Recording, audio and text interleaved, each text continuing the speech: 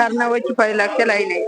అప్పుడు లోన్ తెచ్చి ఇల్లు కట్టుకున్నాం. పిల్లలు చిన్నోళ్ళు, నేను పెద్ద మనిషిని, ఇంకో 2 ముసలోళ్ళు. ఆ ఇల్లు కూడా చెడుకోమని ఆయన మేము. మీకు డబుల్ బెడ్రూమ్ ఇస్తా అంటుండగా ఏం వద్దు అది మాకు. ఎన్ని సంవత్సరాల నుంచి ఉంటున్నావు? ఓ 30 ఏళ్ళు అయింది. 30 ఏళ్ళ నుంచి. అప్పటి వరకు ఎవరు ఏం డిస్టర్బ్ చేయలేదు? ఏం చెయ్యలే. ఈయన వచ్చినాకనే అయ్యిందా? ఏం చేస్తా అంటుండు? పూల కొడతాడట. ఎందుకు? ఏమో అంకేం పుట్టింది. నువ్వు అడగలేవా? నేనేమన్నా అడగా, ఏమన్నా అడగా కొడుకు. అదే పూల కొడతా అని వచ్చిండు, వాళ్ళని ఏం అడగలే? తేడా మా ఇల్లు వాట్లే. మరి వేరే ఇల్లు ఇస్తా అంటుండ్రా? పైసలు ఏమన్నా ఇస్తా అంటుండ్రా? పైసలు లేవు, ఏది లేదు. ఏమంటుండ్రు మరి? ఖాళీ చేసాను అంటుండ్రా? ఖాళీ చేయండి. ఎప్పుడు వరకు అంట? ఎప్పుడు మరి నెల కంట. అదే ఎంత కష్టం వచ్చింది మరి. ఏం మరి రేవంత్ సార్ ఇట్లా చేస్తుండ్రు? ఏమో సార్ ఓటేసి గెలిపించినాక అంతేనా? కేసీఆర్ ఉన్నప్పుడు ఎట్లుండే? ఇక కేసీఆర్ అంటే ఇక ఆయన చేసి ఏం చేసిండు కానీ ఈయన ఇటు ఆగం చేస్తుంది.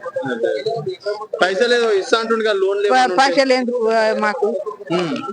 మీ ఇల్లు నీకు కావాలి? మా ఇల్లు కావాలి. మరి వాళ్ళు వచ్చి కూల కొడితే ఏం చేస్తావు? ఇక సస్తాం అండబడి సత్తాం. పెట్రోల్ పోసుకొని అందరం చస్తాం. కొడుకున్నా కొడుకు సావాలి. పెద్ద మాట సావాలి. ఇప్పుడు కావలేదు ఆమె, మేము కూడా అయిపోతాం. ఎంతమంది పిల్లలు? నాకు 2 కొడుకులు. ఏం చేస్తారు? ఏం పని చేస్తారు? ఇక మిషన్ కుట్టుకొని బతాను. బట్టలు ఒక్క కొడుకే జీతం ఉంటాడు. మంచి పని రేవంత్ సార్ కూల కొట్టద్దని చెప్పరాదు? చెప్తే ఆయన దండం పెడతాను, కాళ్ళు పట్టుకుంటాను. ఆయన తిట్టం. ఆయన తిట్టొద్దు, కూల కొట్టొద్దు, ఆయన తిట్టొద్దు. ఆయన కూడా మంచిగానే ఉండాలి. మళ్ళీ ఓట్లు వేస్తాం, మళ్ళీ గెలుస్తాడు. సరే.